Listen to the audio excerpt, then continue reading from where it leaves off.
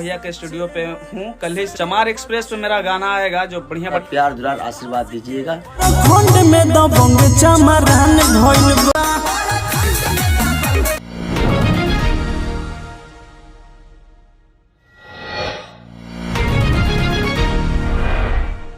जय भीम साथियों, नमो बुधाय। चमरान स्टार राकेश रंजन जी का एक और वीडियो सॉन्ग आ गया है, जिस सॉन्ग का नाम है प्रखंड में दबंग चमरान। जी हाँ साथियों, बता दूं कि ये गाना ऑडियो नहीं है बल्कि ये वीडियो सॉन्ग है और इस गाने को छोड़ा गया है चमरान एक्सप्रेस चैनल पर। दोस्तों बता दूं कि गाने के राइटर हैं पवन जी और इस गाने को म्यूजिक दिए हैं आशीष विश्वकर्मा जी और छोड़ा गया है पवन परवाना का ऑफिशियल चैनल चमरान एक्सप्रेस पर। दोस्तों आप सबको बता दूं कि एक गाना आप लोग सुने हो या नहीं, कमेंट करके जरूर बताना। दोस्तों आप सबको और बता दूं, एक गाना अभी तक ले अगर नहीं सुने होगे तो जाकर अपना प्यार दुलार इस सॉन्ग पर दिखाना। और आप लोग को बता दूं, चमरान स्टार को करते हैं दिल से सपोर्ट और राकेश रंजन पवन परवाना को तो इस चैनल को सब्सक्राइब करके बेल आइकन को दबा देना, क्योंकि हर एक चमरान स्टार पर हम वीडियो लेकर आते रहते हैं। तब तक के लिए जय भीम, नमो बुधाय, टाटा बाय बाय।